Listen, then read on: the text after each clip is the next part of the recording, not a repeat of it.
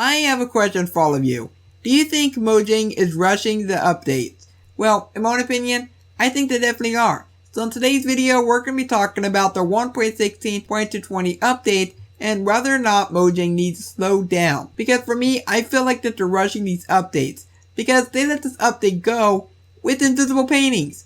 Yeah, the paintings are completely invisible. So if I go ahead and grab that, you see, there is the painting right there. And you can even place it behind signs apparently.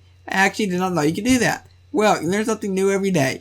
But there is in fact a painting there. You can tell because there's breaking particles right there. But I think that Mojang should have actually made an extra beta just for this update. Because, I mean, invisible paintings really? How can something like this go unnoticed? I mean, does anybody ever test for these type of things? There's so many builds out there with Minecraft paintings.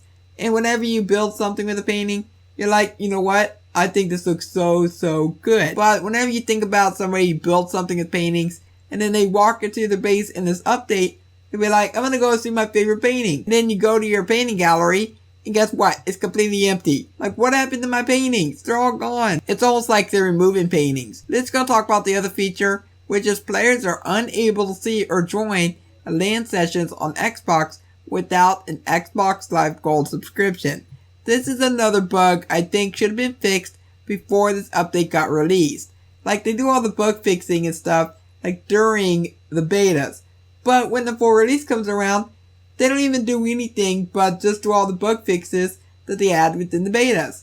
Like, why don't they do very many bug fixes with the full releases? It's absolutely absurd. But I think that Mojang does need to slow down on the updates because they are releasing like so many updates.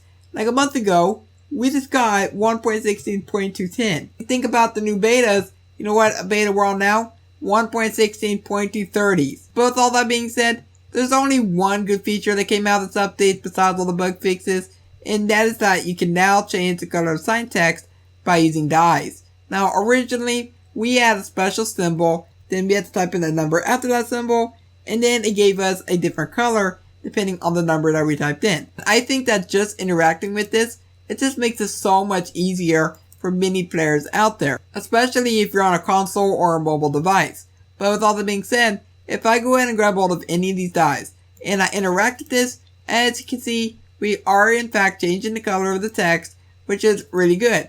But the weird thing is that you cannot use ink sacs, but you can use the other type of dyes, like cocoa beans, lapis, or bone meal. So as you can see, I got cocoa beans. I can interact and change it to brown, lapis, blue, bone meal, white. But the thing is that if you want to make it go back to standard black, you have to use a black dye and not an ink sac. Now if you don't know, in 1.17, we are getting ourselves the glow squid. And along with the glow squid, we are getting the glow ink sac. Once you interact with the sign with the glow ink sac, it's going to change the color of the sign text to be a little bit brighter. But then the ink sac is going to be used to remove that glowing effect. So the ink sac is going to be used in 1.17, but not in the way that you think of just removing the color altogether. But with all that being said, that is basically it for everything that this update does give us, besides, as I mentioned, all the bug fixes. But there's also a few changes to the framework, which that's also going to be supplied in the changelog, and they also did a few things for add-ons as well. But with all that being said, that is basically it for everything that I wanted to talk about in today's video. But down below in the comments, I do want you to tell me what you think of this. Do you think that Mojang is rushing with the updates? And if you enjoyed today's video, then let me know by leaving a like on it and subscribe so you never miss an upload by me in the future. And for now, I hope you have a logical day, and I will catch you next time. Goodbye.